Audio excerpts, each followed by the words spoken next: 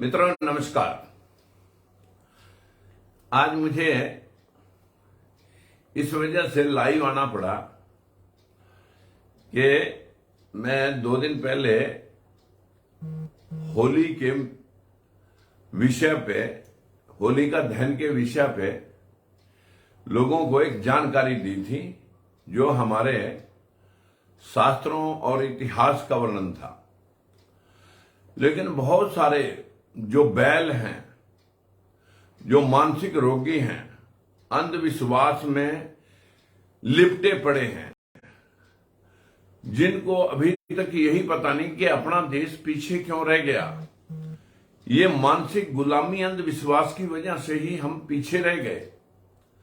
लेकिन गौतम बुद्ध ने कहा था कि यूं मत मानो कि किसी शास्त्र में कुछ लिखा है, यूं भी मत मानो कि मैंने किसी बड़े महापुरुष ने या किसी बड़े व्यक्ति ने कहा है। आपकी बुद्धि की कसौटी पे कोई बात आपको हजम होती हो, आपको आपका मन गुहाई देता हो, तो आप तब मानो। क्या आग में बैठने वाले 2 शख्स, होलिका जिसको ना जलने का वरदान था और जिसको ना जलने का वरदान नहीं था, यानी वो तो आग में जला दी गई और वो नहीं जला, और उसके ऊपर नरसिंह भगवान की बातें ऊपर से और चल रही हैं, और मां और बहन की गालियां ना जाने कितनी इन लोगों ने इस वीडियो के पीछे हमें सुनाई। मित्र, गौतम बुद्ध ने कहा था कि अगर कोई उपहार, कोई भेंट, कोई चीज किसी व्यक्ति को अगर कोई दे और वो व्यक्ति उसे स्वीकार ना करे, तो वो मां बहन की जो गालियां दी गई हैं वो तो उन्हीं की मां बहन को ही लगेंगी ना। जिन लोगों के बकवास किया हुआ है वो अपनी मां और बहन को ही जान करके ये समझ लें कि वो अपनी मां और बहन को ही गाली दे चुके हैं। मैंने तो स्वीकार की नहीं। जो किसी ने कोई चीज स्वीकार नहीं की तो वो तो उसी के पास रही जिस व्यक्ति ने बकवास किया है। मित्रों, मैं आपको कुछ सैंपल दिखाना चाहता हूं। यदि आप जागरूक हों तो इन शास्त्रों का वर्णन सुनिए। ये क्या कह रहे हैं शास्त्र। गया है ये चौपाई देखिए। जे वर्णाश्रम तेली कुम्हारा सोपच किरात कोल कलवारा, अर्थात तेली, कुमार, भंगी, बहेलिया, कोल, कलवार अधम वर्ण के लोग हैं। ये पापी कौम है। इसके साथ ही रामचरितमानस ये भी कहती है कि अहीर, मुसलमान और किरात अत्यंत पतित हैं। केवट जाति को रामचरितमानस में देवताओं के मुंह से नीच कहलवाया गया है। यही सब निपट नीच को नाही, बड़ वशिष्ठ सम को जगमाही। खुद निषाद के मुख से भी उसे नीच कहलवाया गया है। लोक वेद सब भांति ही नीचा, जासु छाछ हुई ले सींचा। राम राज्य की सबसे बड़ी खूबी वर्णाश्रम धर्म का पालन बताया गया है। रामचरितमानस में जगह जगह गैर ब्राह्मण जातियों का नाम लेकर भी उन्हें अधम और नीच कहा गया है। ये चौपाई देखिए। जे वर्णाश्रम तेली कुम्हारा सोपच किरात कोल कलवारा, अर्थात तेली, कुमार, भंगी, बहेलिया, कोल, कलवार अधम वर्ण के लोग हैं। ये पापी कौम है। इसके साथ ही रामचरितमानस ये भी कहती है कि अहीर, मुसलमान और किरात अत्यंत पतित हैं। केवट जाति को रामचरितमानस में देवताओं के मुंह से नीच कहलवाया गया है। यही सब निपट नीच को नाही, बड़ वशिष्ठ सम को जगमाही। खुद निषाद के मुख से भी उसे नीच कहलवाया गया है। लोक वेद सब भांति ही नीचा, जासु छाछ हुई ले सींचा। राम राज्य की सबसे बड़ी खूबी वर्णाश्रम धर्म का पालन बताया गया है। रामचरितमानस में जगह जगह गैर। इससे आगे और सुनिए। इससे आगे अगर आप और सुनेंगे तो बदकिस्मती है कि हमारे लोग अभी बैल बने हुए। ये भी सुनो जरा। सूत्र चाहे कितना भी वेदों का ज्ञाता क्यों ना हो, शास्त्रों का ज्ञाता क्यों ना हो, सूत्र कभी पूजनीय नहीं हो सकता।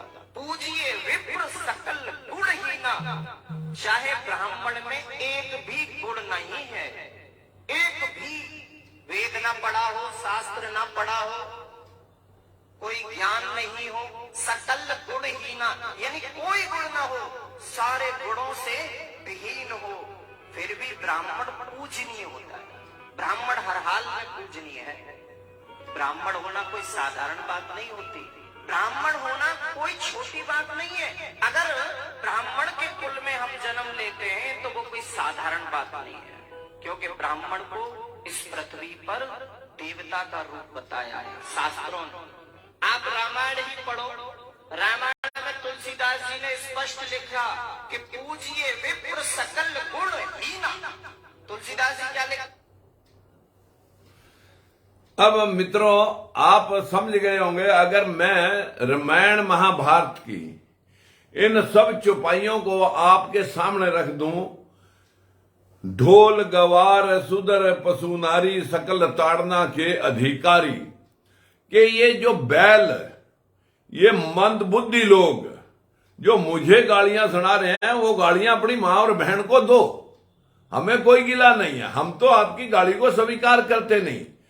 लेकिन इतना कमीनापन तुम्हें अभी तक, देखिए मेरी इस वीडियो पे जो हमारे दलित और पिछड़े समाज के लोग हैं, SC ST OBC और माइनॉरिटी के लोग हैं, वो तो उनमें से कुछ एक लोग ऐसे जो मानसिक गुलाम हैं, दिमाग से पैदल हैं, वो तो उसी बात को लेकर के आज भी होली का दहन वो सराबोर हैं अंधविश्वास में।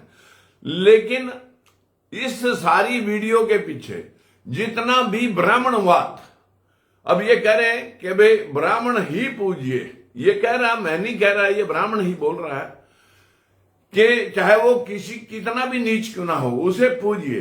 बताइए कौन से जहाज बना दिए, लैपटॉप बना दिए, मोबाइल बना दिए। 100% बुद्धिस्ट कंट्री है जापान, जहां पर कोई इस प्रकार का अंधविश्वास नहीं है, सारी टेक्नोलॉजी वर्ल्ड में उसने दी है। लेकिन यहां पर लोग अपने आप इतने दिमाग से पैदल जो लोग हैं, उन पैदल लोगों को अपनी और मां और बहनों को ये सुनाए सारी चीजें। जिस नारी को पढ़ने नहीं दिया शास्त्रों ने, मनुवादियों ने, शूद्र बना के रखा, दासी बना के रखा, शिक्षा का अधिकार उसे नहीं था, वो तो संविधान ने पति की, पिता की जायदाद में संविधान में अधिकार दिया गया।